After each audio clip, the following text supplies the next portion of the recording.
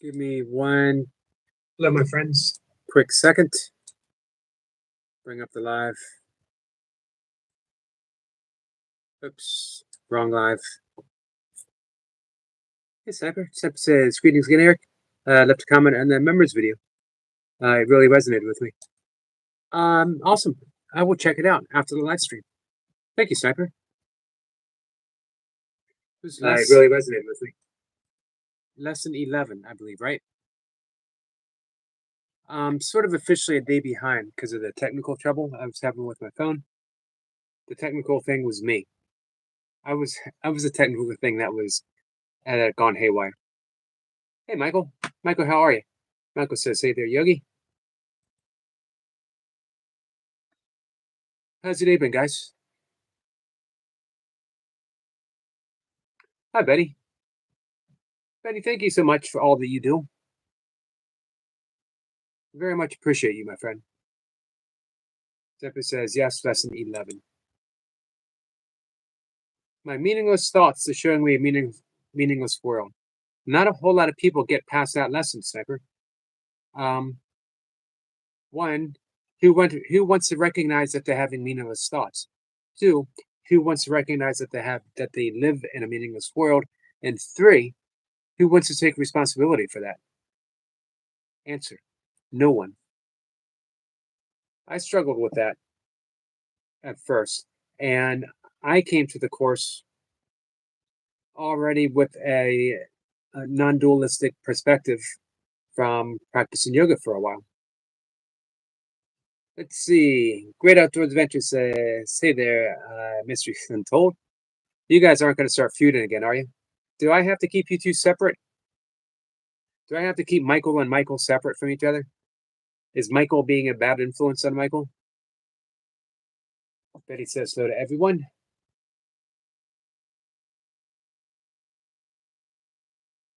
Hey, Dundee in the gym, how are you? Michael's laughing. Michael's definitely a bad influence on Michael.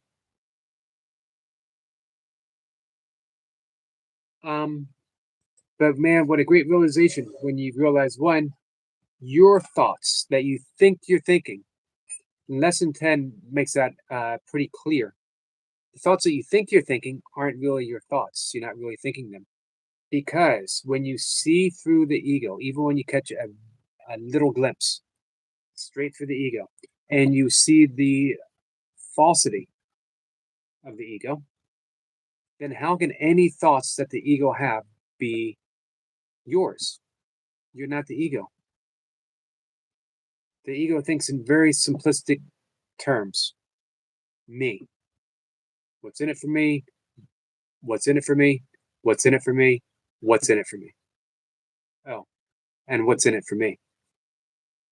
Hey, Legendary Princess, how are you, my friend? We got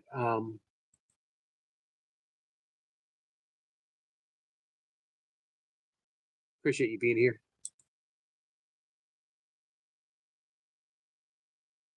Seppa says that's why when I get to that point, I just say to myself, just be. Yep. Beingness is life without the ego's involvement.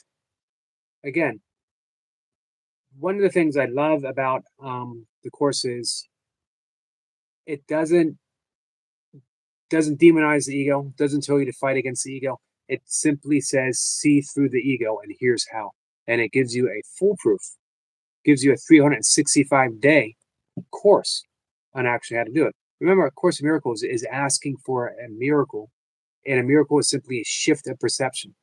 So I always hear people say, how do I forgive this issue? How do I forgive this person? And they always name the worst people in history. How do you forgive a mass murderer? How do you forgive a Hitler? How do you forgive? The thing is, we don't. We don't. We ask for a shift. We ask for a miracle, a shift in perception. Can I see this through the lens of Christ? Jesus, who is so completely absorbed in Christ, literally forgave from the cross. Course says the only lesson of the cross is that we all survive our own crucifixion. Michael says, don't worry, Yogi. It wouldn't be much of a feud. Yeah, my money's on Michael. I think Michael can take Michael. I'm placing my entire bet on Michael. If it comes down to a feud, think of it more like self-appreciation. Gotcha.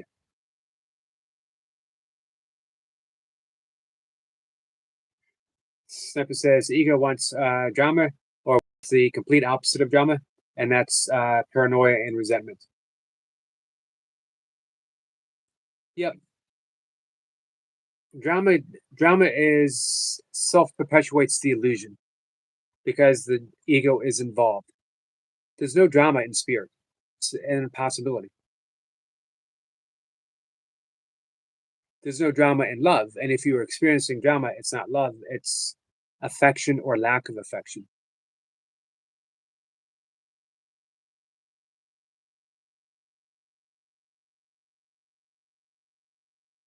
And again, it's not to demonize the ego. It's just to see that the ego isn't the end all be all of existence. It's an appearance, a navigational tool that has somehow gained an autonomous position. We've given it an identity, and now it wishes to self-perpetuate that identity. And the illusion of resentment can be fierce. It certainly can.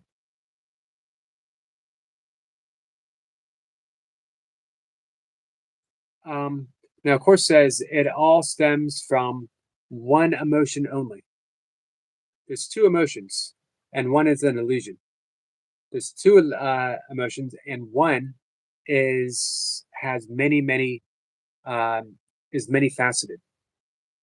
And guilt. It's the guilt that we have for believing that we are separate from each other, separate from the source, separate from God. And forgiveness heals that sense of separation. Because if you see everyone as being an extension of love, an extension of God, everything's automatically, there's no forgiveness in heaven. There's no forgiveness in love. Because love doesn't need forgiveness. It's complete and only absolute wholeness, completely non-dual. Michael says, Yogi, the Bumblebee short I posted earlier, it's already 285 views. Well done, Michael. Last I looked, so I think I'm just gonna post nature shorts in that channel. Gotcha. I love doing nature shorts. Usually the resentments come from the why questions.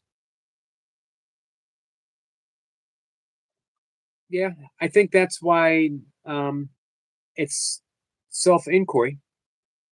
And your path, jhana yoga, the yoga of self-inquiry, the yoga of self-study, can be viewed as one of the more difficult ones because you have to be persistent when you keep asking, who am I? Why am I?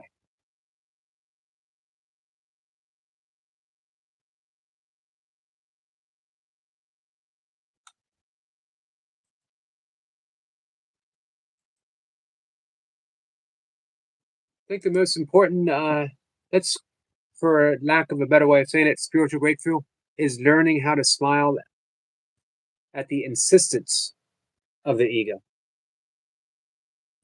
If Sniper says, that's my message in your video. Got you. I'm looking forward to reading it, Sniper. Well, let's see.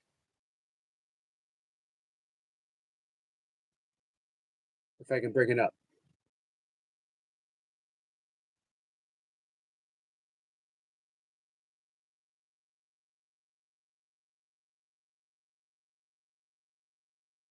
I'm not even sure I can get to it yet.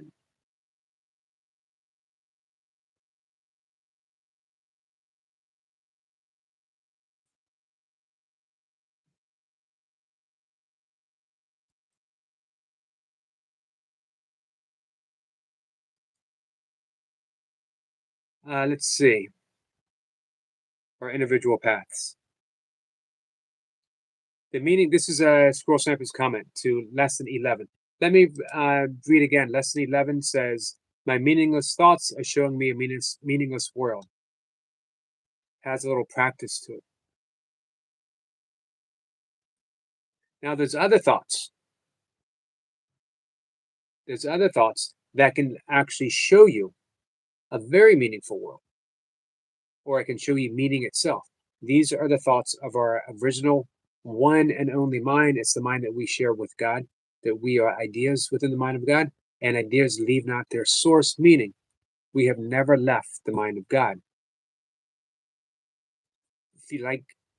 If you're of the non-religious sort, substitute the word God with consciousness, or Brahma, Krishna, whatever works for you. Quantum mind. All right, and in reply to lesson 11, Semper says, the meaning we seek, the narratives we weave, are not discovered truths etched into the fabric of reality, but intricate tapestries woven from our own fleeting desire and perceptions that nothing is meaningful. It's not a dismissal of life's richness, but an empowering revelation. It means that the meaning of your life, the purpose of your journey, is not to be found, but to be forged, moment by precious moment, by your own hand and heart. An empty template. I'd like the way you describe that. An empty template.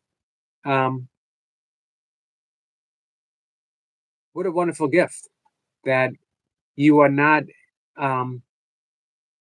You're not stepping into a world filled with any meaning other than the meaning that has already been assigned to it through your own thoughts and the thoughts of others, and by letting go of previous notions, you can realize something more beautiful.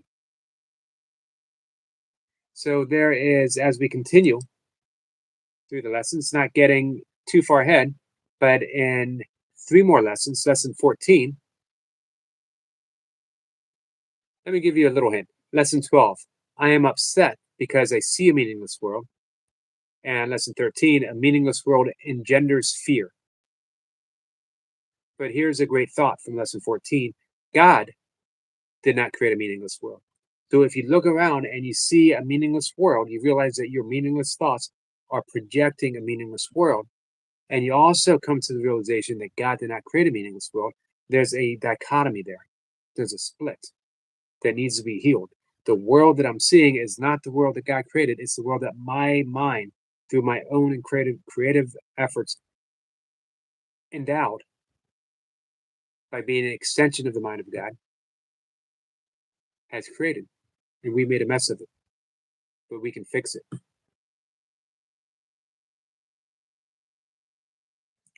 And truthfully, it's our job to fix it. Hey, Jace. Man, I'm always impressed with the big work that you and Dan put in. I've seen you work out with a lot of people, Jace, including some bald guy in his basement. By far, the most brutal hard work put in session after session, you and Dan. Yeah, I've had the same issues, Michael. I've gotten a few from time to time. I wish I could locate those tree frogs and bullfrogs that are here on the house, but they're ninjas. Yep, they certainly are. Hey, Toy Pups. Hey, this is a rare treat that we get to see Toy Pups and Jace on a Saturday evening. Find love and go with the flow.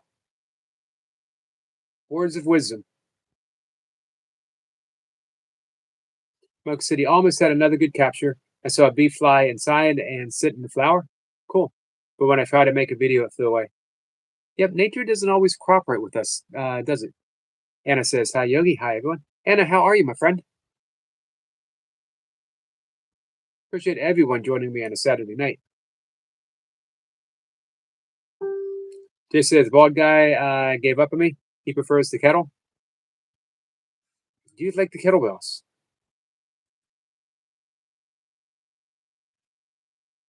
The 185 says, I appreciate this platform. Thank you, my friend. I appreciate you being here. I also appreciate that vote of confidence. It's not so much that I gave up on you. It's not so much the bald guy gave up on you. It's that his body realized that chasing after two objectives was not going to work for it.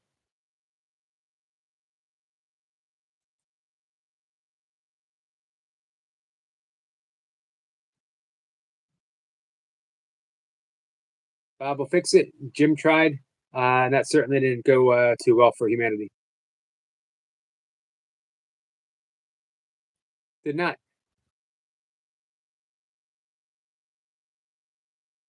Uh, Eric made a pretty good mess of it for a while too, and he's trying to clean up his mess. Poor man says it's yogi time. It, it cracks me up seeing Dan sing because uh, Dan's just a beast, and he's intense, and he looks intense when he's training, and then him and Jay start singing, and he gets this huge smile on his face. It's awesome to see. Hey, Maddie. Maddie solidified his legendary status today, guys. Hey, Dan, you would have appreciated this. Dan, you did the chip challenge. Maddie ate 30 olives, which he hates, and drank olive juice, and ate an entire pack of the Carolina. What were they called again, Maddie? Carolina something peanuts, and it was 20,000 on the Scoville scale. The whole bag. Jay says the illusion is like real yogi. The body will do as the mind commands. I would agree to a certain extent. Everything changes when you're 60. Enjoy your youth, young man, while you still have it.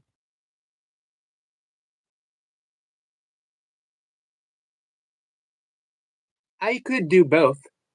I could do, even at 60, I could do high rep burpees and I could do my high rep kettlebells. However, my burpees wouldn't be as good and my kettlebell reps would suffer. Since both are rep games, specifically kettlebells, as if I step on a platform, I win by doing more reps than the person next to me. I'm going to use a fancy word for you guys. It behooves me. Don't think I ever said that in an actual conversation. To maximize one training or the other. Yes. Oh, hey, Jace, I'm glad you're here. We were talking about you. You know, you step up for every single workout challenge. Maddie wants you up on a panel to do some eating with him. You guys need to hammer the details out. What would it be? Yep, Carolina Reaper peanuts.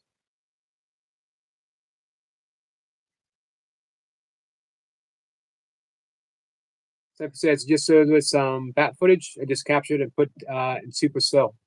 I love seeing bats. I don't see them as often as I used to. As a kid, they were all over the place. Wow, that's awesome, Sniper. I'd love to catch some bats. Dan says, yeah, the peanut challenge. Nice. Can you imagine the whole bag? These are the actual words. I'm quoting Maddie. I'm not going to do the whole quote. He was eating them. He wouldn't touch the olives. It's too gross. And he started using the little tweezers or the little handles for the peanuts. And they said, I'll use my fingers. And then he goes, F it. And downs them.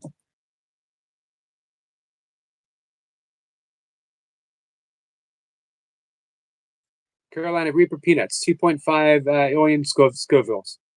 2.5 million Scovilles. Mind over matter for sure.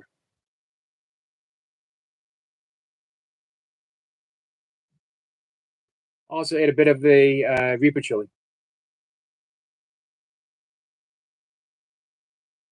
Yeah, I saw you pull them out.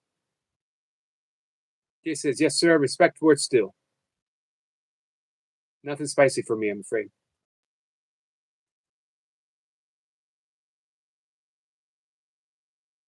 That's the same with me, Jace.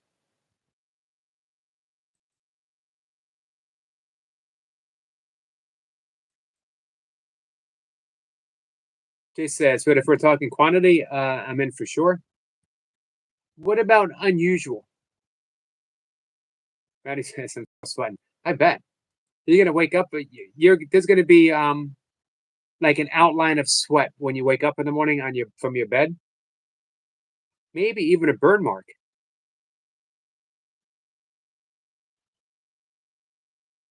Jace, what's the most unusual thing you've ever eaten? Maddie, what about you?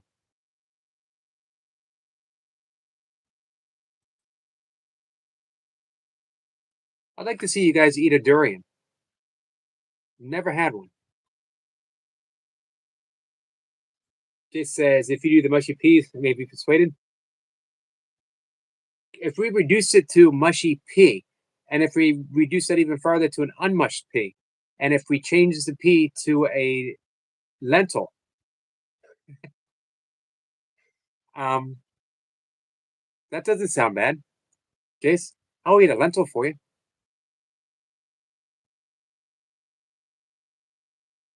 Manny says, surströmming? Surströmming? What is that? I never heard of that.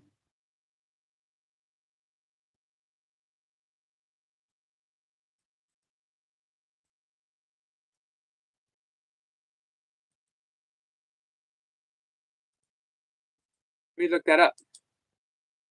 Good thing I got Google here. Hey, Toy Pups, are you still here? Oh, Sarah herring.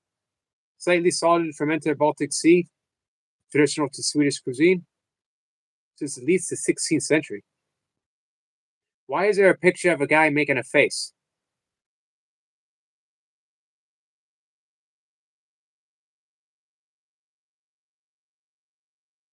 There's a guy like gagging. When I Googled it up,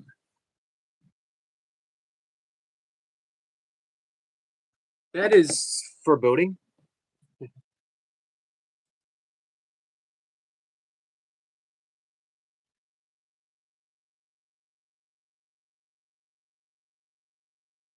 Did you have that too, Dan? Jace says proper. You've had it before, Jace? Proper smelly fish. Everyone vomits. It's rancid. Why do they? Someone's got to like it, right? They still make it.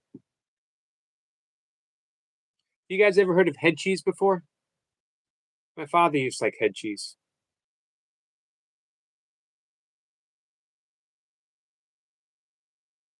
He says they have a similar thing in Iceland. Rotting shark. The smell makes you heave. Why do people eat that?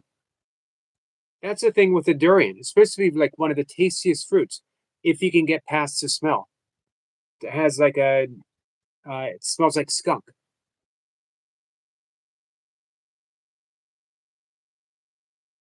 Vomit cheese. So you've had it before. And what's the deal with stinky cheese?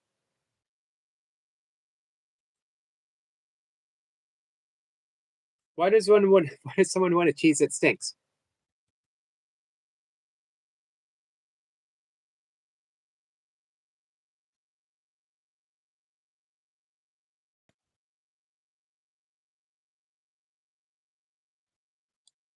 Man, that the look on that guy's face just holding that can.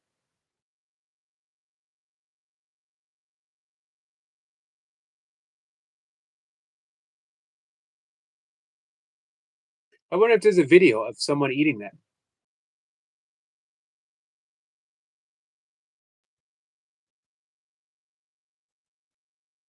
So what do you think? Jace, Maddie? I can't even pronounce that. Dan says rotten fish heads. So it's the fish head.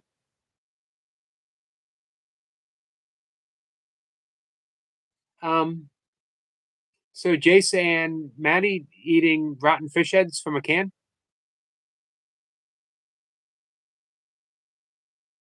Maddie says lots of videos, Miss Yogi. I got a homework assignment.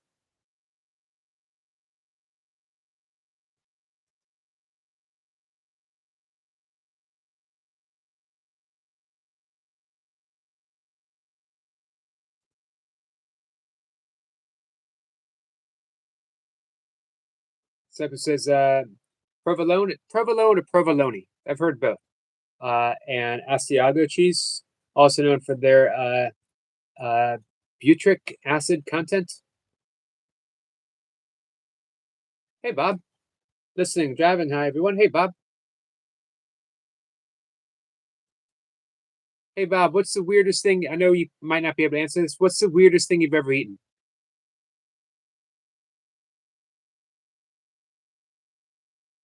Dan says, look up Ape Tour. He eats ice skates with chainsaw too. Wow. Crazy. Maddie says, hi, Bob.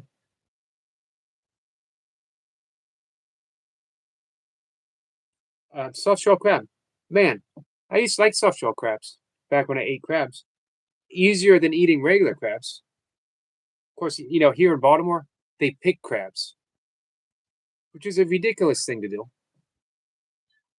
I can't see how anyone enjoys picking crabs. When I was a cook, we had crab night in the bar that I worked in. And then the next day, I'd have to pick all the leftover crabs to make crab cakes. And your fingers get little slices on them. And then the Old Bay seasoning gets in and your hands swell up. It was horrible. Hey, Buddha. Buddha, how are you? Buddha says, hi, everyone. Buddha, you've been in my prayers, my friend. Hi, Cat. Jay says, hi, Cat. And Maddie says, hi to Cat. Hey, Susanna. Susanna, how are you, my friend? Buddha says, hi, Cat. Your channel was highly recommended by Nature Dog Realms.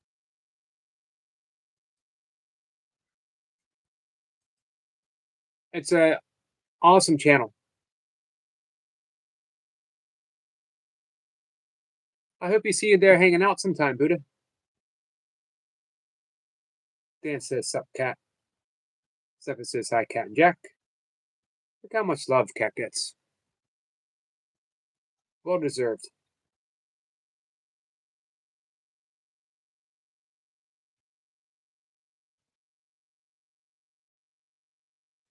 Hey, Marlon. Hi. What's going on? A lot and nothing at all, and everything in between. Okay, that was more philosophic than it was supposed to be. That's okay. Yeah. I know it's okay. Just, it wasn't supposed to be as poetic answer or anything like that. Right. Yeah. It's just, I don't know what to do, and honestly, I'm kind of messy right now. Hey, Chris. Hey, Nature Dog Chris. Realms here. By the way, it's Marlon with an O, not a Marlin. I don't know, man. That sounds a little fishy to me, Marlon. It does, doesn't it? Jay says hi to Chris. Maddie says hey to Buddha. Buddha says yes. I don't know when she goes live, but I told Nature spoke highly of it. So hey, Maddie. Almost every day, almost every morning. Right before my earliest. So if you're ever up early, big hairy fish. Big hairy fish. Yeah, I guess so. Maddie says, Marlon buddy.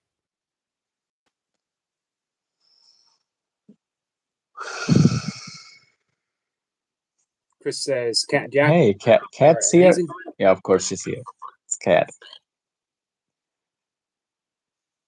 Hey, Cat. Chris says, that is extremely early. You on at 5 a.m. when I wake up. Like Merlin, but with an O. Yep. Hey, on the days that she's not working, Buddha, She's off and on later in the day as well. Oh, Buddha. Also, if you want to get to know Cat and Jack, she's live with me every Thursday. We're talking about A Course in Miracles and all things Course in Miracles related. Chris is saying hi to everyone. So, here's an exercise for you to try sometime, Marlon. Okay. I talked about this earlier. That ask your heart whenever you have a decision to make. Whenever I have a choice, I will ask myself 2 questions. What are the consequences of this choice that I am making? What are the consequences of this choice that I'm making? And will this choice bring fulfillment and happiness to me and also to those who are affected by this choice? This is important. You ask yourself, will this choice bring fulfillment and happiness to me and also to those who are affected by this choice? Now, here's the exercise. You ask those questions. I will then ask my heart for guidance and be guided by its message of comfort or discomfort. If the choice feels comfortable, I will plunge ahead with abandon. If the choice feels uncomfortable, I will pause and see the consequences of my actions with my inner vision. This guidance will enable me to make a spontaneous, correct choice for myself and for those around me. So here's the thing. Are you sure, though, it's not just the correct choice for yourself? You're asking 2 things, remember. Yes. So you are asking. But maybe my heart is a bit more egoistic. What are the consequences? And will this choice bring fulfillment and happiness to me and also those who are affected by this choice? Here's the thing. If you are absolutely miserable in a choice that you make, the people around you are going to be affected by your miserableness. They're going to be affected by that choice. If you are absolutely miserable, are you going to be an effective role model to a young mind that you're surrounded by? Your happiness and fulfillment is as important, especially if you're undertaking the role of being a caregiver for someone. As well, how are they going to be affected? And the thing is, don't answer the question by in a flippant manner. Well, I don't know, or whatever. Close your eyes. Do your breath work. Close your eyes. Ask yourself these questions, and then go by that feeling of comfort or discomfort. But you got to do it someplace where it's quiet, where you have time to explore the answers.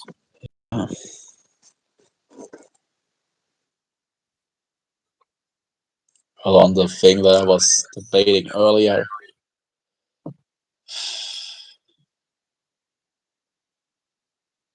I don't feel good with either option, but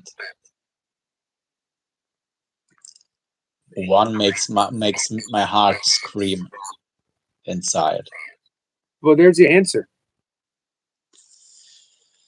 But make sure you get quiet. Don't listen to your brain. Don't listen to your thoughts. Listen to the feeling of comfort or discomfort in the heart space, but you have to get in touch with the heart space. You have to get quiet.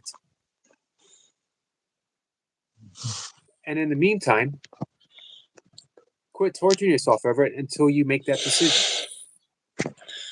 The thing is, the more quiet I get, the more indecisive I get. But get quiet and then ask yourself that question. Yeah, but that's what I mean. Don't go by your thoughts. If you're going by your thoughts, you haven't gotten quiet. You're listening to your thoughts. Listen to the feeling of comfort or discomfort. And if you're feeling discomfort, explore that answer. But to have yourself caught up and I don't know what to do. Should I do this or should I do that? Isn't helping you. You're going to be miserable leading up to making that choice, and then you're going to punish yourself for making whichever choice you make. If you make the choice of accepting someone that you don't want with you, you're going to be miserable. If you make the choice of sending them away, you're going to punish yourself. I didn't do the right thing. I turned my back on someone. Listen to your heart. It's not going to guide you wrong. And then work with that.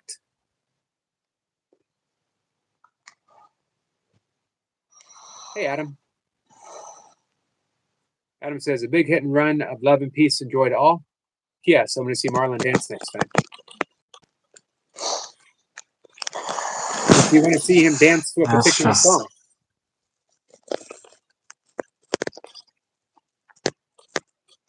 It's Chris just is- incredibly hard for me to turn my back on someone in need, no matter the circumstances. but you might not be their answer. Don't put that True. on you. You're putting that on yourself. You're thinking of yourself, I'm the only one that can help them. If it does not feel comfortable, remember the thing you're asking isn't just, is it comfortable for you? You're asking, you're looking, you're exploring the consequences it'll have on them. Well, it You makes might me not be feel like I want to throw up. Well, then get it over with. I don't actually. I hardly ever throw up physically. No, not the throwing up. Get the decision over with.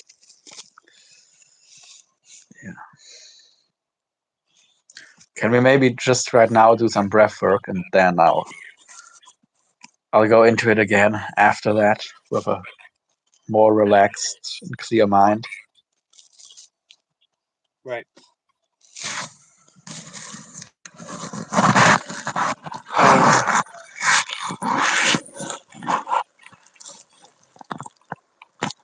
Let's see. Jay says, I have my own analogy of this situation. Sometimes we are blinkered by emotions. If we were to view the situation from a third person perspective, we don't react purely due to emotion. Clarity is only possible without these emotions.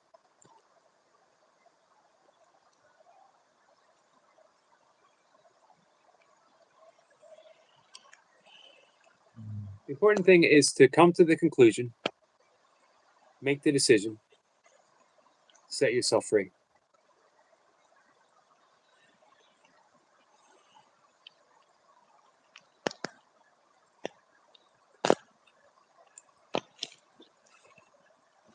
Don't torture yourself.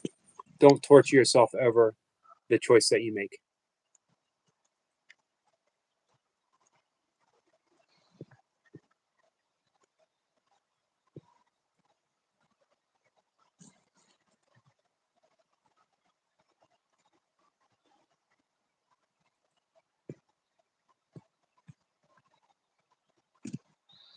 As well, the important thing is to figure out what kind of dance you're going to do for Adam. I can always grab a fishing pole and do a little pole dancing. There's probably quite a few people that would enjoy that. And quite a few that will be traumatized by it. Probably.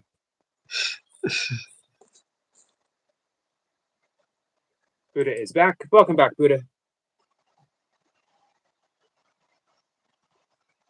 Hey, Buddha.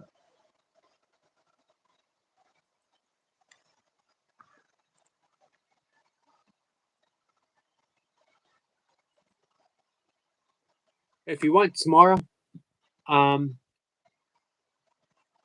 privately, do some breath work. We'll do that little guided meditation where you could ask your heart. You can get in touch with your feelings. Yeah.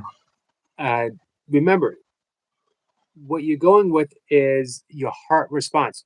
And here, this is an exercise of yoga. The heart isn't a organ. It's not even a chakra. We're talking about it's called Hidra, which is the heart center, which is connected with everything and everyone. So you are going to that center of intelligence that is beyond the body, and you're asking, what are the consequences of this decision?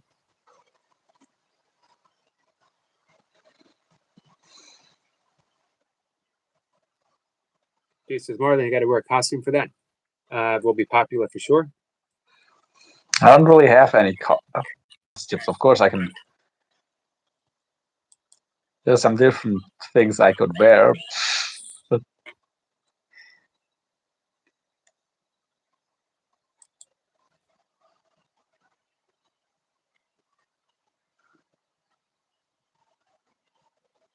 Hey, have you ever eaten smelly fish before? have I what? Eaten what? Have you ever eaten smelly fish before? Yeah, I've eaten surströmming, which has quite a reputation. That's what I was thinking of, but I couldn't pronounce it. Here's a. I have. It's not bad. Buddha's laughing. It's just very salty. A fog is a good start for sure. I got that Sorry, from you early. sorry to throw you guys with a random question. Have you ever eaten So smelly fish? unfortunately, don't have a fog available. I mean, of course, I could take some tight undies and put them in position that's close like a fog. You don't have to. You don't have to. I don't have to, but I can.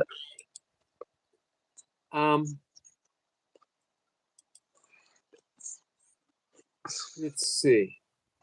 So you're saying it's not that bad? Maddie and Dan said it's horrible.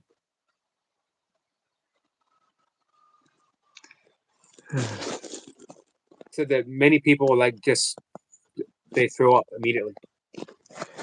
Yeah, I never got that. I mean, I don't think it's that bad. I've smelled a lot worse. I mean, a lot worse. Yeah, but did you eat it? Did you? Here's the thing. Why do people smell something A really couple bad? times, yeah.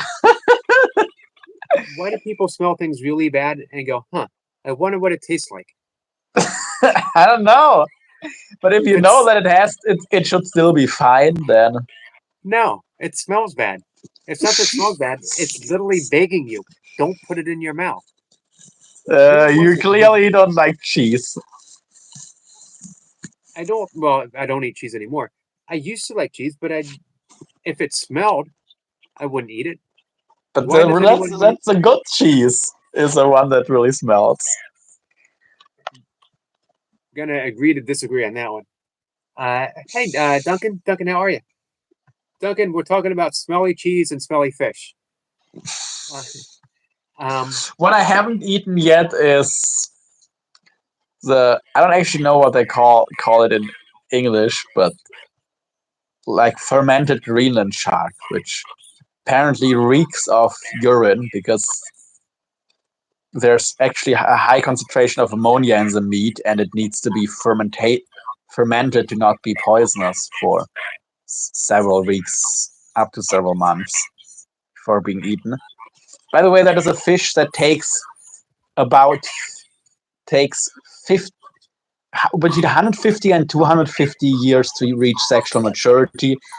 And I think they carry, was it 8 to 18 or 18 to 28? I think 8 to 18 years they carry their young before they give birth.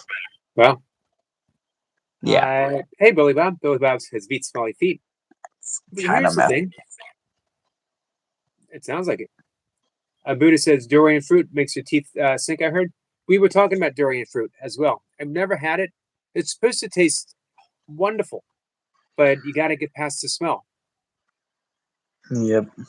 It says a lot of cheeses don't smell nice, but are fine when you eat them. Duncan says, hey to Buddha. That's true, Duncan. I don't know. I like everything on a even keeled. I want my food to smell good, look good, taste good, feel good. You're no fun. Texture is a big thing for me. You know? And not really for me. No? I'll put just about anything in my mouth. At least once. Duncan says, how is Stitch doing? Stitch is, when we last talked, and we talked this afternoon, she is determined. She was getting ready to do another workout. I was asking her, I didn't get an answer though. what's going to happen for her after Monday? She's had a week of good eating and a week of exercise. Can she keep it up?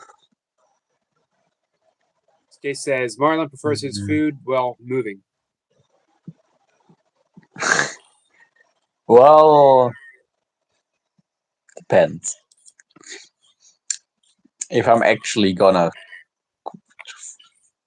fully consume the food, then no. Shouldn't be moving anymore.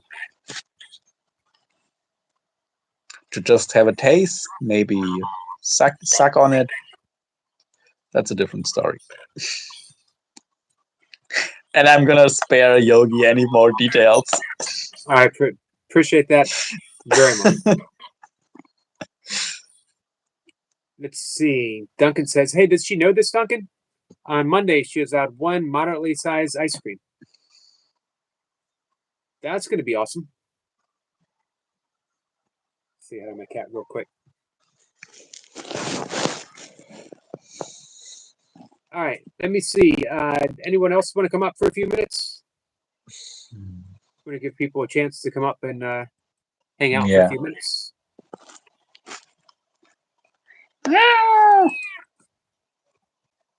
She said meow back.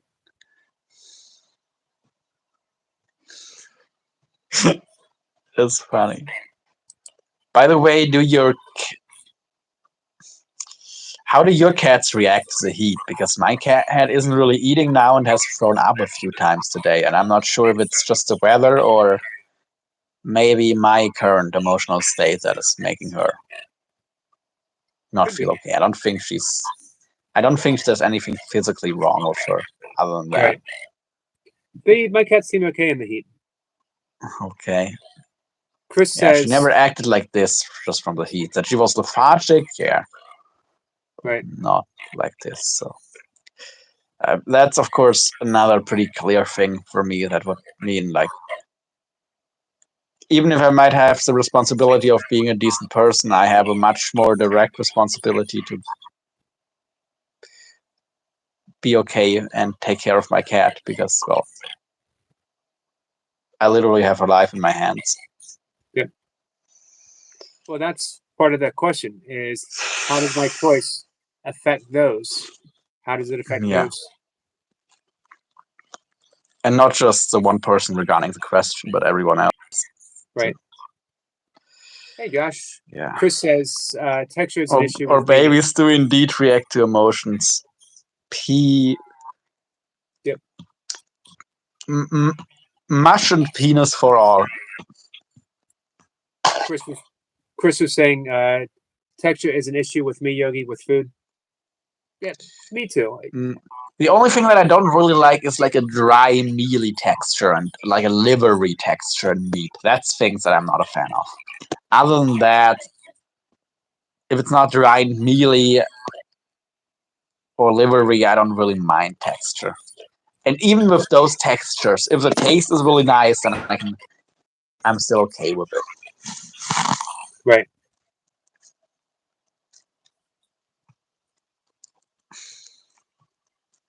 But yeah. Let's see. Jason's waving at Josh. Duncan says there are lids of water bottles that smell like orange or strawberry, etc., and trick your taste buds into thinking normal water is flavored water when you drink through the straw. It works. Well, interesting. Duncan? Yeah, and I know they're actually a German design. Like the company comes out of Germany. I haven't, like from what I heard, it's not. It is a pretty weak taste, but it does kind of work still. Right. Like if you need your water to kind of taste like something, then it does work. By the way, there's a funny picture I think you people might appreciate. Since hair can't be preserved in fossils, we can't rule out the possibility that dinosaurs looked like this. They could have. You never know. True.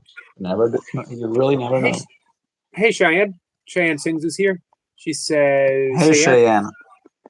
I just want to say you're an amazing friend. I appreciate all you do for me. Cheyenne, you're welcome, my friend. I'm glad I could do something. Chance says, Duncan Walsh, that's up to you. Duncan is awesome. Chance says, hi to Marlon. So, Marlon, I'm going to ask you to hop back in the chat for a bit. And Yeah. We'll see if anyone wants, No worries. wants to pop up. Appreciate you coming up. Yeah. See ya. See ya.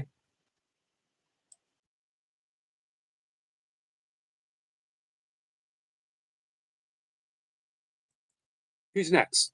Anyone want to come up, say hi? Sing a song, tell a joke, drop some enlightenment. Hey, Anna Marie. Anna Marie says, good evening, Yogi. Hope you're doing well. I am Anna Marie. Thank you so much for coming in. Duncan says, my daughter has them. Yes, it is weak-ish taste, but definitely there. Makes drinking plain water more palatable for kids. And thanks, Cheyenne. Jason's waving at Anna Marie. Cheyenne says, you're welcome, Jace. Yeah, it's amazing. Some people say they don't like the taste of water.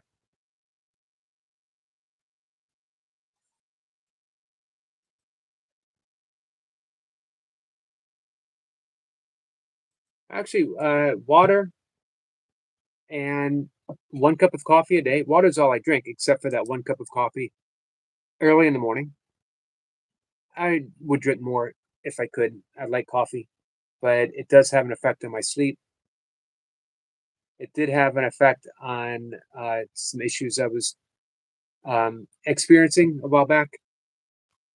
I do, after my workout, or actually right before my workout, I have a cup of green tea, which is really good for you. Everyone should have at least 1 cup of green tea a day. It will improve your blood pressure. It's a great antioxidant. Reduces stress. I can't say enough about. Reduces the chance of heart disease. I don't. Not with that 1 cup, Duncan. Duncan asks, do you notice a drop in energy when the caffeine wears off? Nope. Now I used to, if I was drinking 3 or 4 cups a day, I would notice a drop in energy. More, I would get sort of sleepy, but then if I would lie down, I wouldn't be able to sleep. I took a nap today, sort of.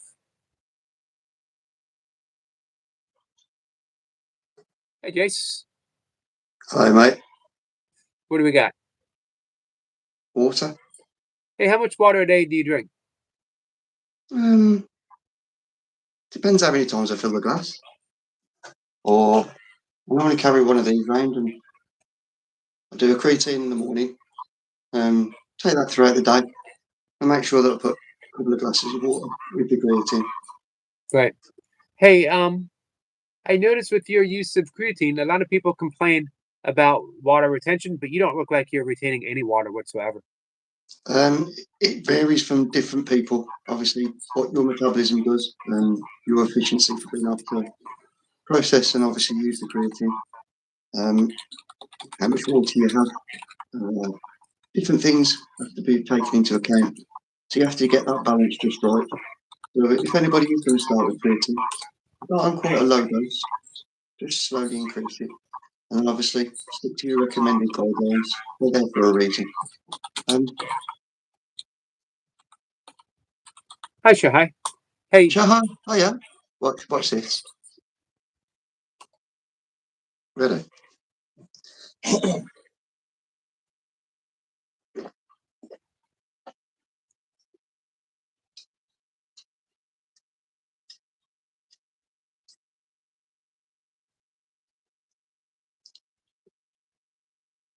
Pint of water. Pint of water with a small dribble. aren't you going to bed soon? No? I was going to say, I would be up about 16 times if I drank that much water before bed. Who's waiting for me? Dan?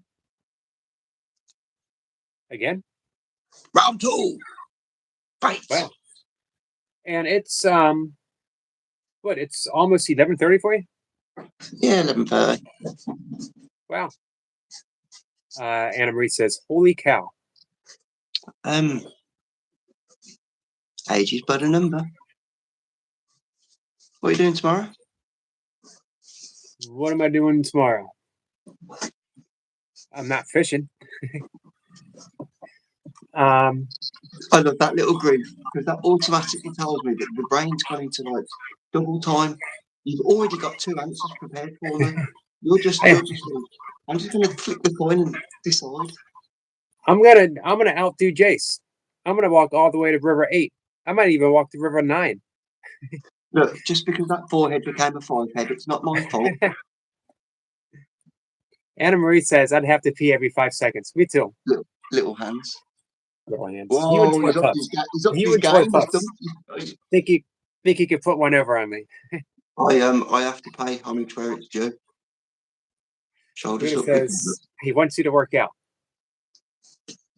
Yeah, I've got another session coming up with that. And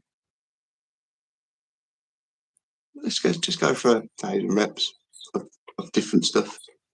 I think that's what we've just decided. Can't believe you told me that. I'm feeling the energy. I'm going to sleep well tonight. Told you So what? what are you doing tomorrow then? Cheeky 100? Maybe. I had a big session yesterday. So big that I actually couldn't finish what I wanted to do today. Did you do a PR yesterday? I did. Yep, a big one. Did you not complete the PR? Yesterday I did. Paid the price for today. I wanted to follow up with a light 10-minute set of kettlebell long cycle, which is the clean and jerk. 5 minutes in, my grip was just shot. Yeah, it's as you say, you'll go into extremes. Over 60 years old, and you're still pushing yourself hard. Nothing wrong with your motivation. Nothing wrong with your ability. It's still there. Just keep using it. Yep. If you don't use it, you lose it. There's a good old thing that they say. If you don't use it, you lose it. Keep going. So I've recovered quickly and always have. I work out every single day.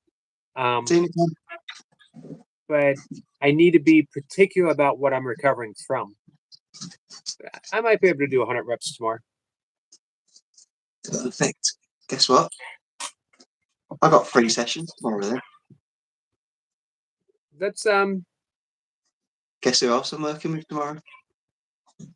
Skits. Nope. No, who are you working with tomorrow? Reaper. Are you? You gonna do core again?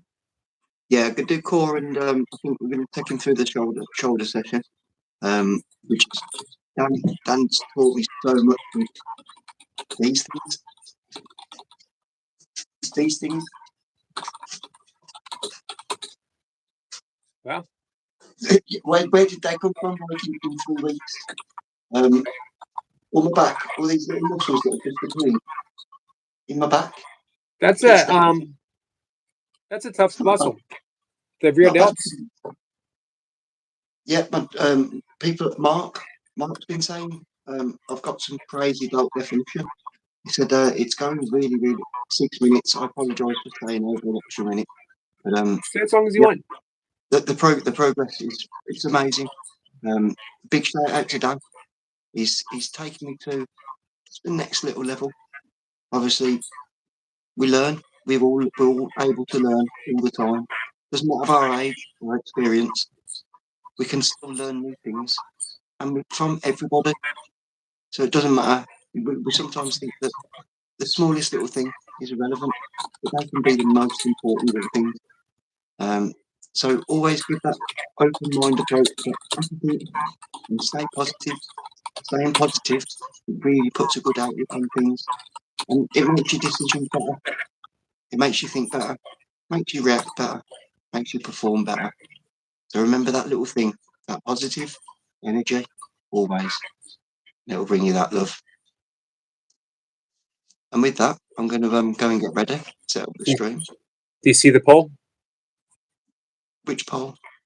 I just put it up in the conversation. Doesn't come up on here, unfortunately. Reps with Jace tomorrow, yes or no? It was 100% yes, but now it's pulling. It's starting to pull even. 67% say yes, 33 say no. And with that, I'll leave it 67%. See you tomorrow. See you, Jace.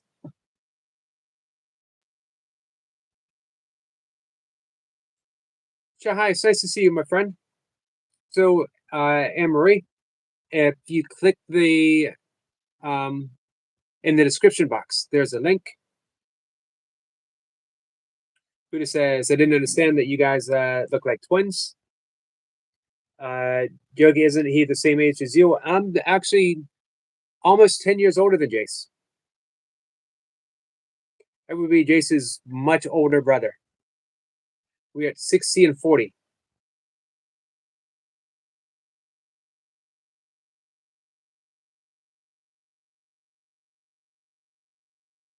I'm fursuiting. What is fursuiting in public? Buddha says for real. Wow.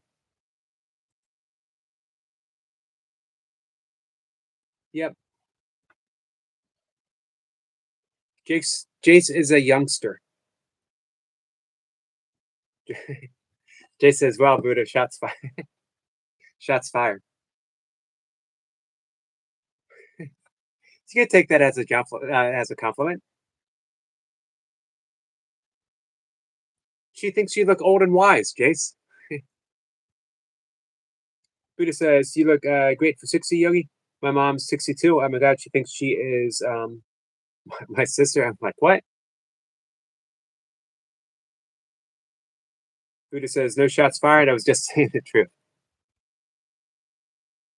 Josh says, you guys like Neil Young? Yogi, 2025. Thank you, Chris.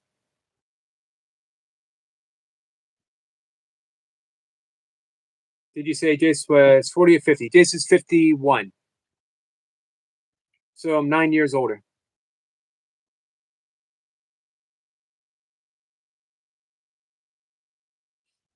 Buddha says, you guys are like twins, and 40, you are a youngster, Jace.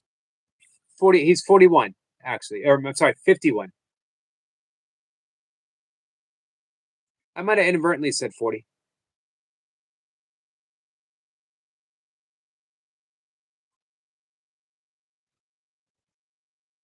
Nature Dog Realms, our friend Chris says, good night, Jace. Hey, Sue. Sue, how are you?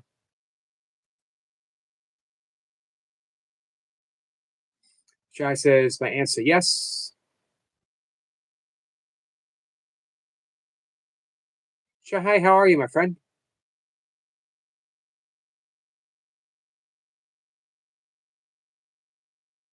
Anna Marie said, hey, Jace, if you don't mind me asking, how old are you? Marlon says, real adults are actually an easy one for me. Nowadays, used to be different. They're hard for a lot of people to isolate and get the feel. Buddha says, apologies. Typo. Buddha said, 51 minutes. Ah, gotcha.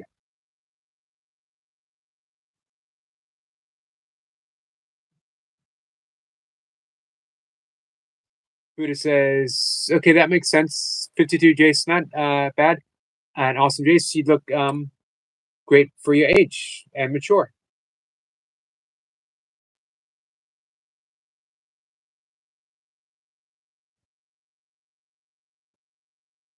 Maturity is not often a compliment that is thrown in my direction.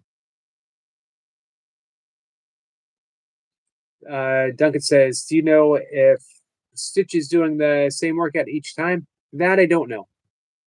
I think so. She did say she was going to the gym today. Her a cousin had a gym and she was going there to work out. I can send her another one once I get some feedback. Yeah, I hope you guys get the opportunity to be here at the same time again. It's been a few days. Marlon says, I actually don't isolate real adults anymore. They get smoked when I train my lats. Gotcha.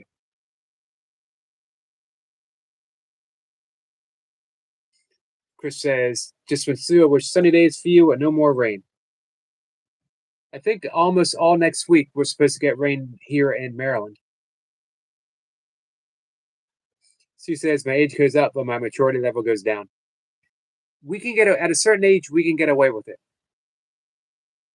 Chris says, Yogi looks like he's in his 30s or early 40s. Well, thank you, Chris.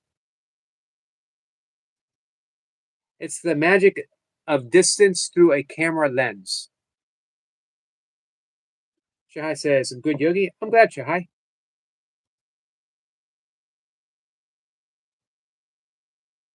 So, Jason and Dan, that one more late night session. It's amazing.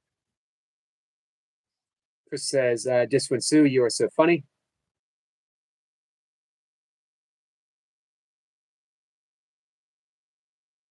Duncan says, do you know anyone caught up in the whole deportation thing?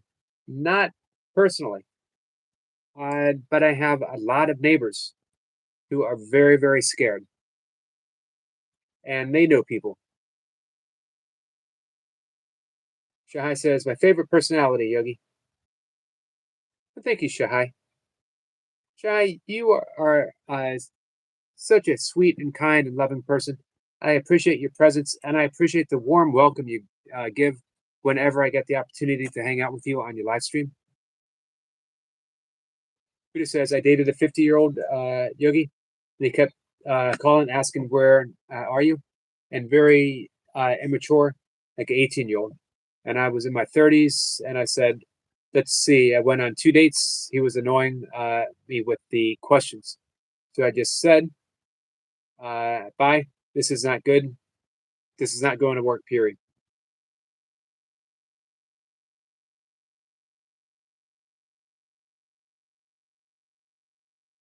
Buddha says, well, they don't need to be scared. Just attracting that to you through our powerful energy. Well, they know people who have been separated from their families. They know people who, some of them actually have kids.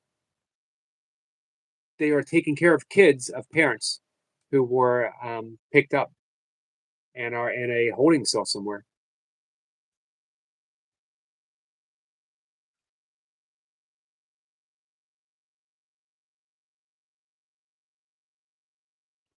Anna Marie says,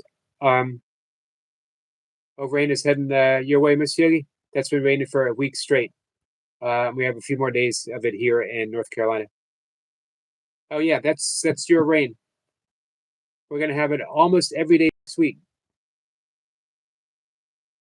Buddha says, where you put your energy on you, you attract it.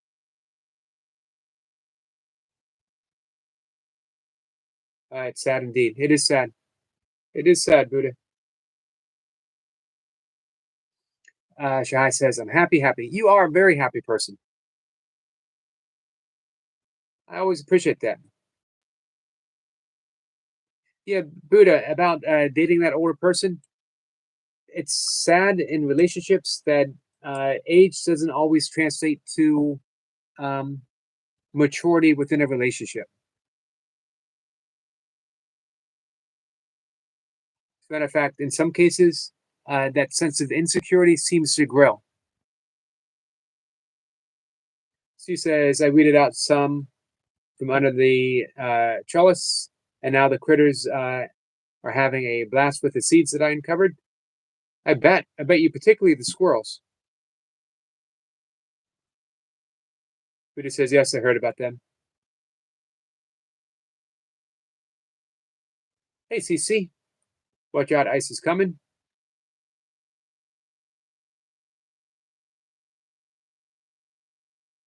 Buddha says, but the ones not picked up yet, I keep them in my prayers. That's appreciated.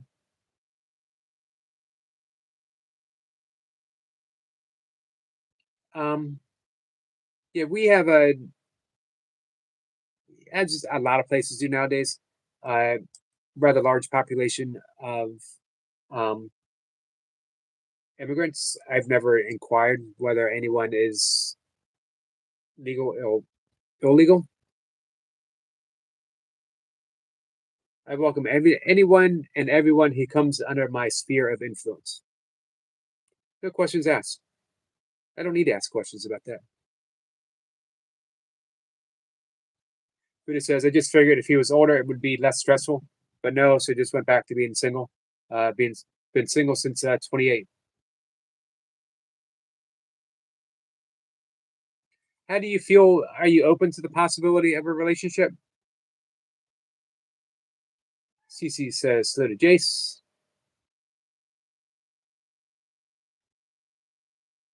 She says, this birdseed grows into all types of things. It's fun to watch. I bet.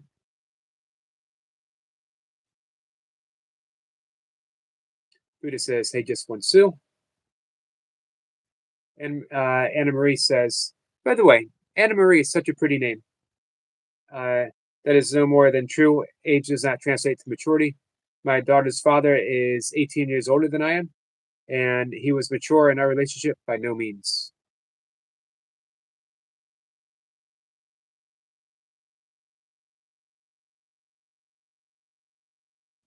I didn't hear about that, Duncan. Have you heard about the second Democrat lawmaker that was shot in their homes today? A guy dressed as a cop came to the home. Wow.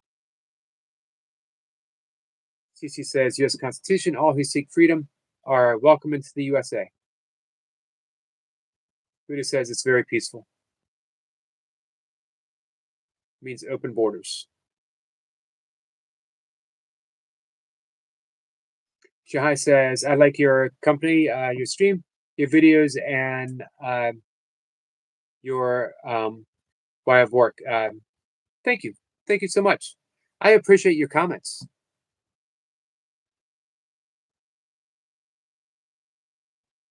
Marlon says, it all depends on the person's age. Just matters if you expect to lose them a lot earlier.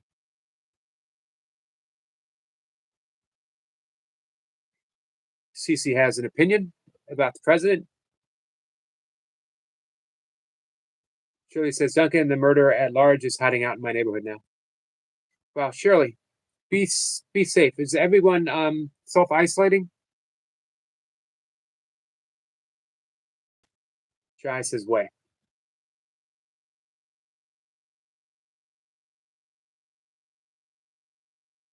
I appreciate that. Buddha says, hey to Shirley. Buddha says, oh my God, what?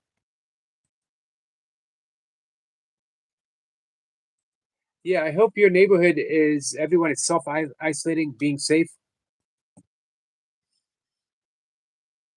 Buddha offers some excellent advice. Close the windows, lock all the doors. Shahai says, hello, Shirley. CC says, must not say, Yogi, no freedom under Trump. Well, I don't worry about that one way or the other, but there are probably people here who like and support the president. There are probably people here who don't like and support the president. I like and support the people in the chat. I like and support the people that come to my live stream. And I tend to steer away from politics because I'd rather talk about people. People aren't politics. I don't want to talk about Democrats. I don't want to talk about Republicans. I want to talk about you, what's important to you, why it's important to you.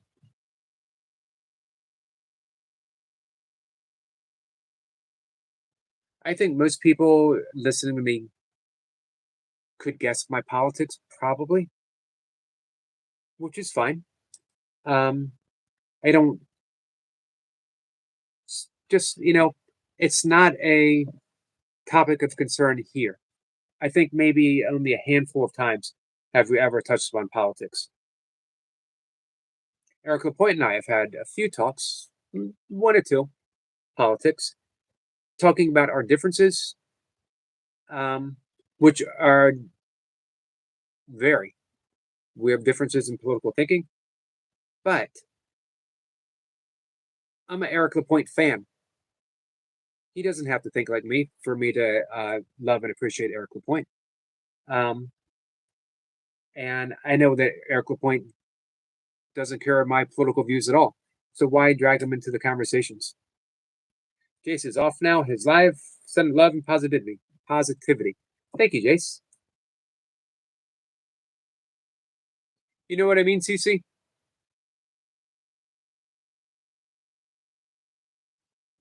Buddha says, yeah, I actually made that decision, like right when I started live streaming, that it was going to be um, a zone of politically free, to the most part, and I would have a machete by my side because that's it. My Buddha passed away, so I got only Destiny.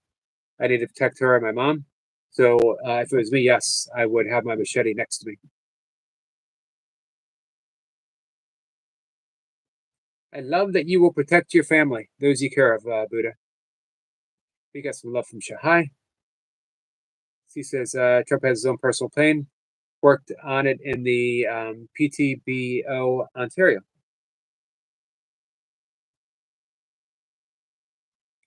What do you mean about American labor? CC.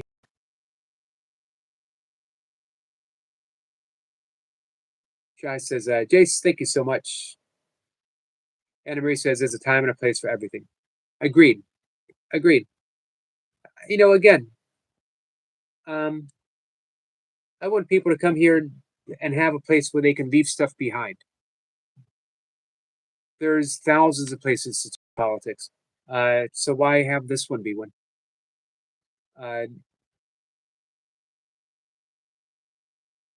And it's a wonderful opportunity. I know there's people here who vote differently than me. But what a wonderful opportunity for all of us not to care about that at all, to just appreciate each other and what we bring to the non-political table. We get a chance to be friends, and friendship trumps everything. Pardon the pun. Unintentional. But I'll stand by that. Friendship trumps everything.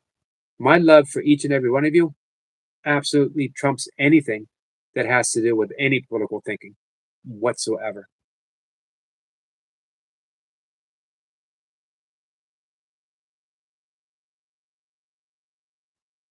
Buddha says Trump and Elon Musk, what are they doing to the souls in Memphis, Tennessee is wrong. And there's nobody to stop Elon Musk or find him each day so he gets his machines out. Trump fired them all, so there is no one. Peterborough, Ontario Airport. Gotcha. Check it yourself. It's okay. I accept you at your word, CC. People are getting asthma and COPD and losing their lives. Buddha says it's very sad. It sounds horrible, Buddha. I actually don't know much about that. I'm going to look that up, Buddha. Thank you. CC says it's truth. Oh, it's not that I don't believe you. It's just that I don't want to talk about it here. There are literally 1,000 other things that we could talk about. CC, you could come up on the panel and sing a song.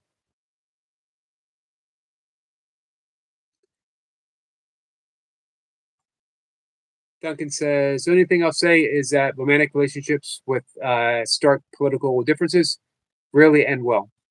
I don't know. James Carville and Mary Matlin. I think it's Mary Matlin. I could be wrong. Been married for about 40 years, and both of them are opposing party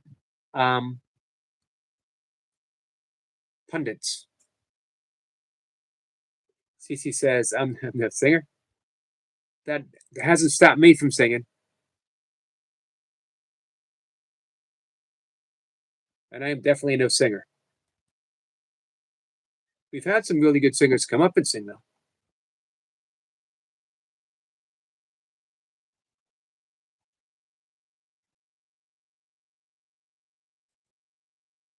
So the thing is with me, you know, I've had both sides of the political party want to talk about their views, And it's just, for me, it's not that politics aren't important, because, hey, as Buddha was talking about, people suffering in Memphis, um, result of certain political acts, right? Politics is important. However, not everything needs to be a place and a time to talk about politics. Sometimes you just want to be hanging out with your friends, and sometimes you want to make new friends. And all of the time, you want to be kind. No exceptions. So far, everyone wants me to do reps with Gase tomorrow.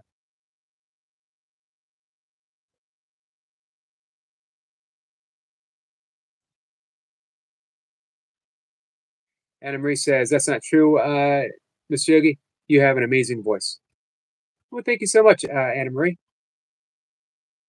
You might have caught me on a good night, which singing-wise are few and far between.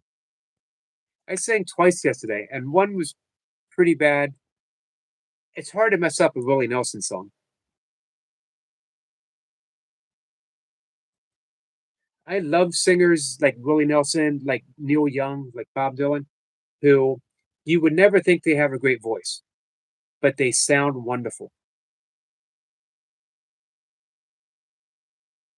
Cece says, will you film Yogi when ice rolls through?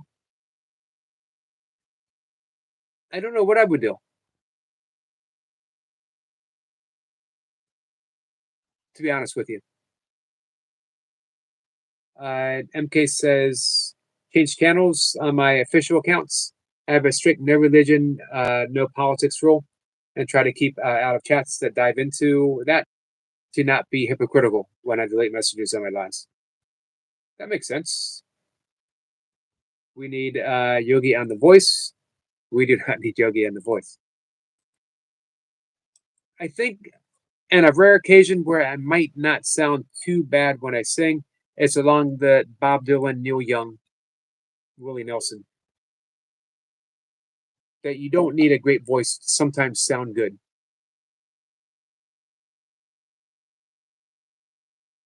Hey, what about you, Anna Marie? Do you like to sing? Shirley says, please ask CC to stop. I won't be able to come back here. Hey, CC, I'm going to have to ask you to stop, please. Shirley is hey, Anna Marie. Hello, Mr. Yogi. How are you doing? Good. How are you? I'm doing good. Like kind of waiting out the rain at the moment. How many more days of rain you got? According to the forecast, we have about 4 more days. So well through the weekend. Wow. And then it's up here. That's the way it seems to be headed, for sure. But I know my dogs are definitely ready for it to pass. I bet.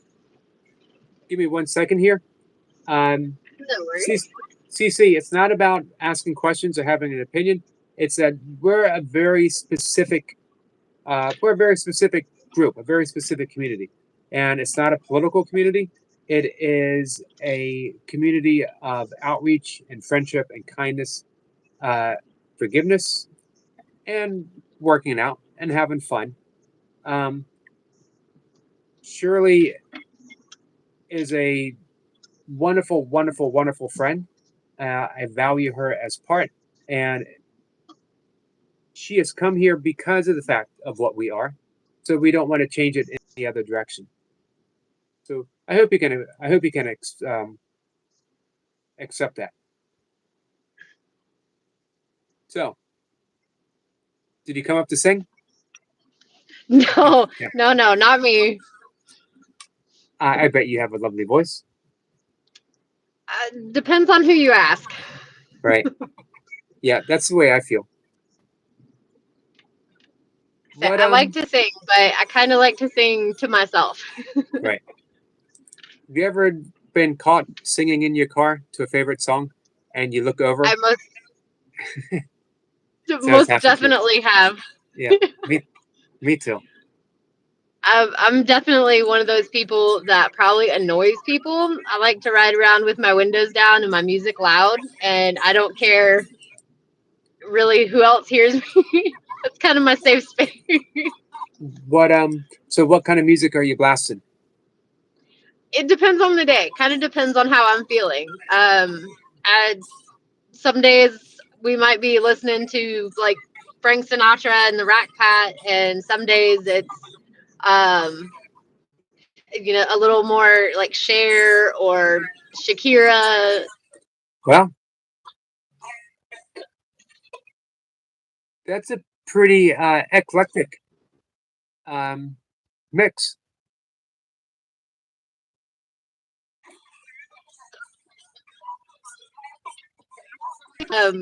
But we enjoy, and that's what matters to me anyway. To me Exactly. and my kids. I would not have guessed Frank Sinatra and the Rat Pack. Gotta love the oldies. I come from a very musically inclined background. My dad is like a very avid collector. He loves records and CDs, and he has everything that you can think of, from like the Bee Gees to more modern stuff that would really surprise you. All right, I have a very important question for you then. Elvis. I'm sorry, I didn't hear that. I have a very important question then. Elvis. Hold on 1 second. My phone decided that it was gonna kick me off. Let's see here. Are you back? I'm not sure.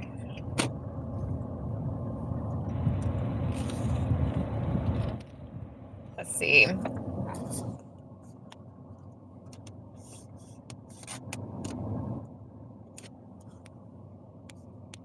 All right. Let's try that, see if that works. Can you hear me? I can hear you slightly, but for some reason, my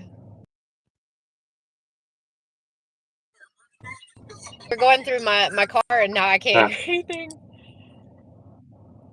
Well, I'm sorry about that. Me too. I apologize. That's okay. What kind of stuff do you like to listen to, though, Mr. Yogi? I was going to ask you about Elvis Presley.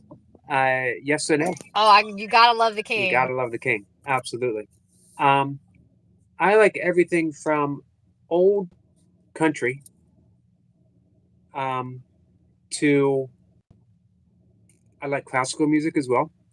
And I grew up on, of course, classic rock, from the Beatles to Zeppelin. And then, of course, the 80s were, the MTV generation. I was there. Oh, absolutely. I was there at the launch of MTV, watching it with my siblings. I bet that was so cool. It was cool, especially because then it really was music television. They had videos. Nowadays, I don't know what MTV actually is, but it's not music anymore. No, honestly, MTV started getting a little strange when I was kind of in my teens, and it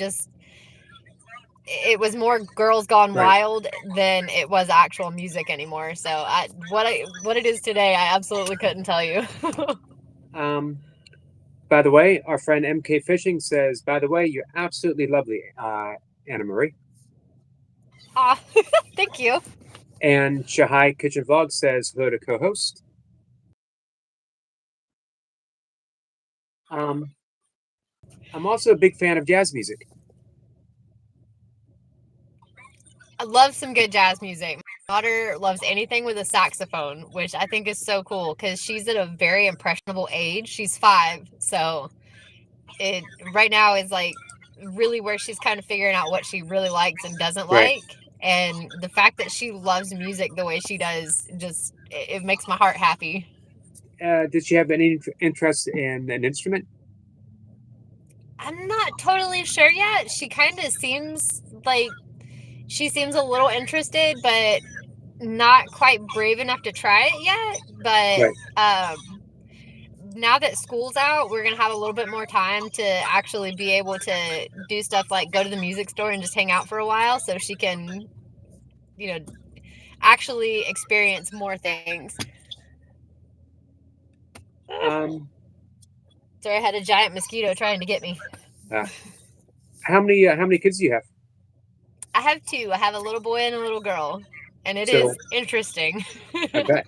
So 5 and 1. 5 and 1. Yes. Yeah, they're 4 years apart, just like me and my little brother, but they are much Okay. nicer to each other. Well, I'm sure you and your brother started out nice to each other. No, we No. ended nice to each other. So you said he was your younger brother. Yes. Well, as the younger brother in my family, I sort of thought it was my responsibility to torment my older siblings. I can see that, but you can't say that it's not because they didn't torment you to start with. At least a little bit. They That's- kind of started it. They did, and they've continued it to this day. Exactly. See? I'm actually sharing a house with my brother, so we've Oh, no, see, continued. that's cool. Yeah, we've continued to torment ourselves.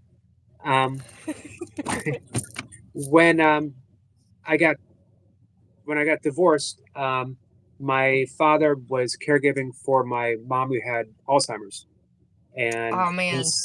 he said, "Come back and help," because his goal was he did not want my mother to be put in a home for Alzheimer's, for dementia, if we could help it. And Understandable. he said, if we help all together, we can do this. And I was fortunate. I had my own business at the time, and it was flexible hours. I was training people. I would go to their homes or bring them to my home.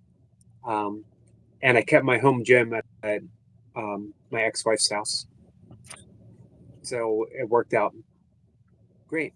When my father passed away, I was my father's caregiver. When he passed away, my brother and I inherited the house, and we loved growing up here. And we decided we'd much rather keep the house than, it would be split up 3 ways. And then, we'd each have to find a new place to live and start over again. It's just easier to do it this way. And it's worked out. I can say, in this day and age, starting over in any means is so hard. I've done it so many times that I can't even count because of poor decisions on my part. I'm 6.5 years sober, and it has been. I declared that the last time that I started over would be the last time, and I meant it. And watching people, whether it's they lose a business or they go through a divorce or anything that they may be going through, anybody that has to start over of any kind right now is just insane. It is hard, so definitely can understand the decision. I agree. By the way, Shahai says, beautiful dimple. Oh, thank you. I appreciate it. Congratulations on the 6.5 years. Thank you. It's been. Thank you very much. Like I say, it's been a journey, to say the least. I know. It's been 26 years for me. Wow. See, like I say, one day I'll be there. You will. No doubt. And not just a drinker. I was a drunk. I set out every single night with a mission, and the mission was to be drunk, to basically self-annihilate myself. I had this, and I was pretty close many times. But when I realized that it took my dad drove states away to come and get me out of a very precarious situation, we'll say, and he kind of put the foot up my behind that I needed at that point in time in my life. And I realized that I wasn't just hurting myself. You know, it didn't matter. Like, I was trying to numb pain that I didn't understand at the time. Right. But what I didn't realize was the pain I was causing to everyone else. And that's when I started my journey to sobriety. And after I started that journey, I found out I was pregnant with my daughter, which is why I gave her middle name is Hope, because she brought hope back to my life. And every time I look at that little girl, it reminds me why I am continuing on this journey. Beautiful. Yeah, we talk about sobriety fairly often here. It's an important topic for me, and for me, it took getting pulled over. Oh, wow. But it was the single best thing that ever happened to me. Saved my life, and I don't know how many lives it also might have saved. Absolutely. I can actually agree with that. There, after I got sober, I sat back and I thought, and I was just like, I don't know how I made it through what I made it through, let alone how I didn't hurt someone else in the process. Agreed. It's shocking when you really sit and think about it sometimes. Yeah, I tell the story often. I won't tell the whole story, but when I got pulled over, an off-duty state trooper, and I was less than a mile from my house. Always. And he almost didn't pull me over because he had takeout food. And again, he was off duty, and he thought maybe I didn't see him swerve. But he decided, as a police officer, you got to check. You can't take a chance. And he pulled me over. I saw the light behind me, and I realized at that very moment that if I wanted to be, I was done. I never had to drink again. And when he asked me to put my window down, and he said, "Sir, have you been drinking?" I said, "Yes, but I'm never going to drink again." And he actually waited after I got pulled over, after he took me to the station, and they processed, and I stayed there. And I came out not knowing how I was going to get back home. He was there with the same takeout food, gave me a ride home, and said, "I believe you. Wow. I believe that you're done." He's like, "I never heard a statement like that." And I've never even been, after over 11 years of drinking, never even been tempted to drink again. It's like every cell in my body was reborn from a drinker to someone who embraced the life of sobriety. Wow, that's amazing. It is. I was blessed because I know people who've suffered. I know people who have been sober for 30, 40 years who are suffering every bit as much in sobriety as they were when they were drinking. I do as well, actually.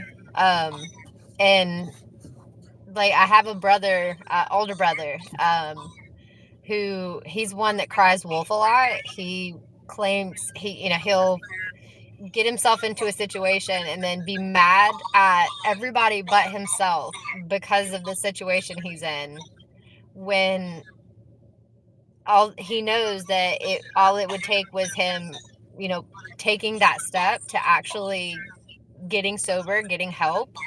But instead he's just mad at the world instead of taking responsibility. And he actually told us the last time he almost died a couple months ago. He got a hold of some stuff that was laced with the F stuff. Right. And he almost died. And I'm scared to get sober because I don't know anything but drugs and this life, and the people that he knew that got sober excuse me, were people that, like you said, suffer just as much in sobriety as they did in the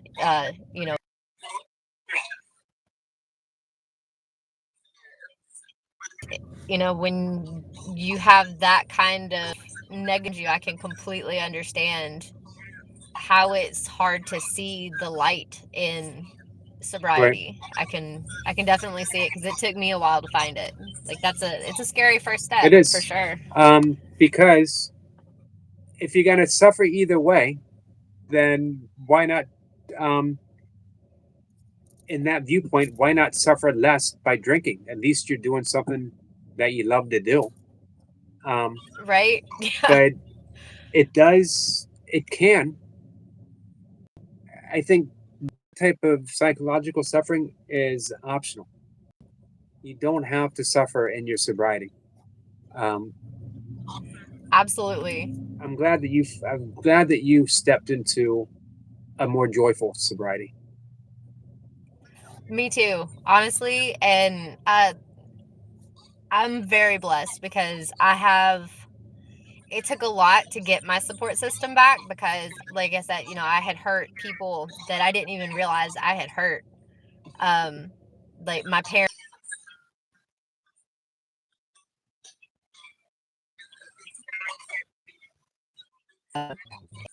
Right.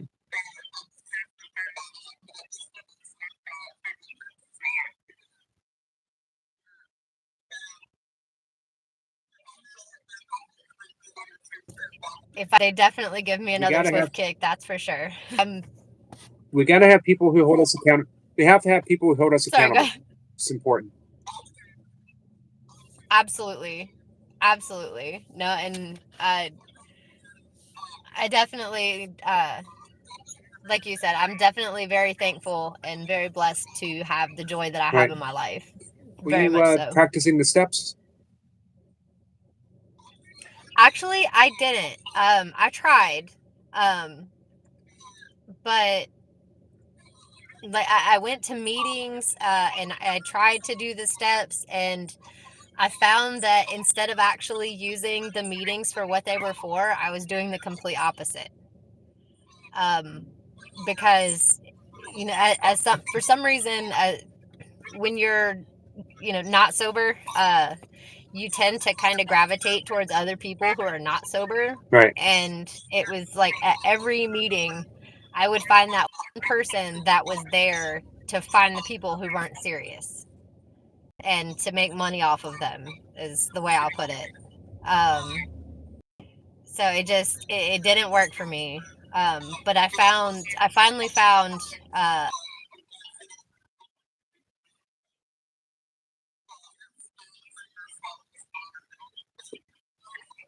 very serious about their sobriety, real support that I didn't know I wasn't getting. I just thought that I was broken, and come to find out I wasn't. I just had to go about it a different way. You and I have a lot of similarities. Hey, Toy Pups. I went to meetings because I thought it would replace the social aspect of drinking. And I found out that I didn't need the social aspect of meetings or bars. And I tried both. I tried going in as, a sober person to bars, to hang out with my drinking friends. And I found out the thing that we had in common was drinking. And without drinking on my part, we didn't have anything in common. Yeah, I found that out the hard way too. It was a lot of the people that called me a friend weren't really my friend at all. Exactly. And especially when I started getting better, started taking steps towards sobriety, it's almost like they wanted to just reach out and grab me and pull me back, because misery loves company. And they would have to make hard decisions about their life by your example. And absolutely, not everyone is ready to do that. Yeah, it took my dad to point that out to me. So people, places, and things, that's the one step that I did take very seriously.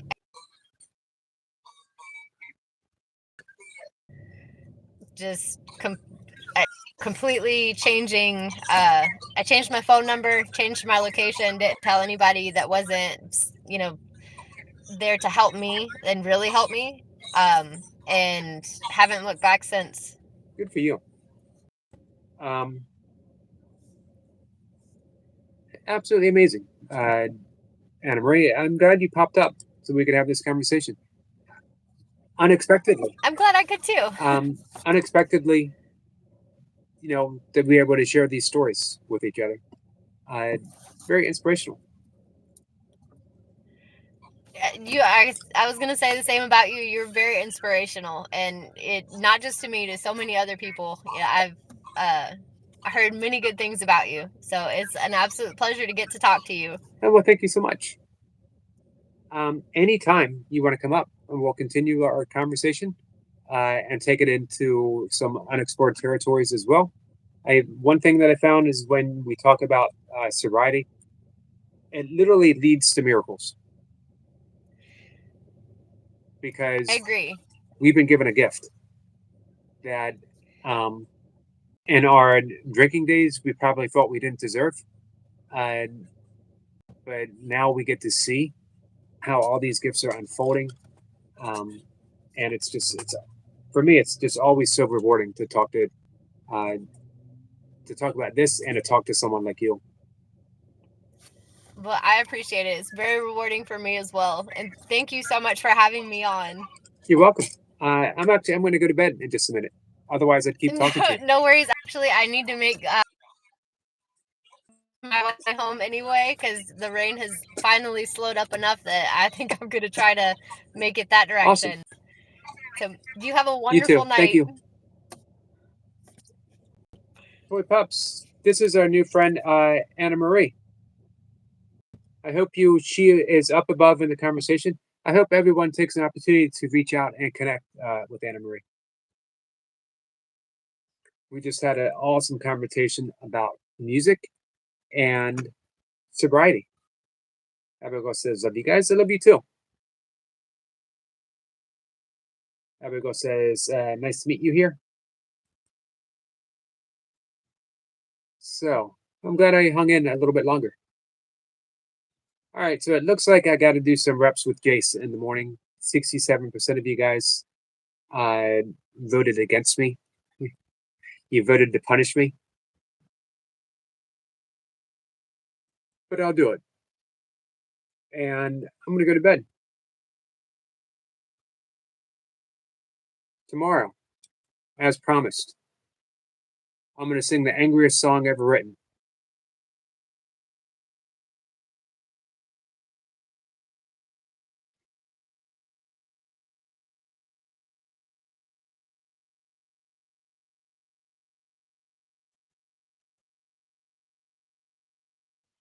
Toy Pups, you still here?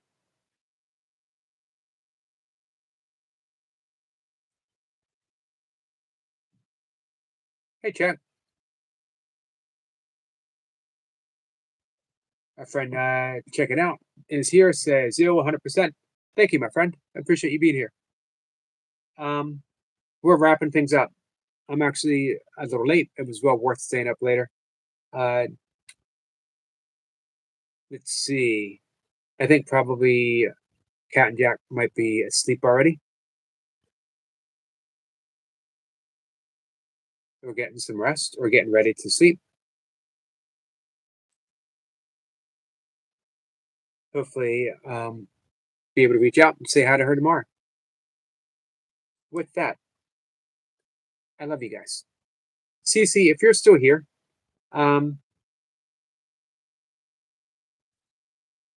yeah, just, if you ever want to talk politics outside of Facebook, send me an email or look me up on Messenger.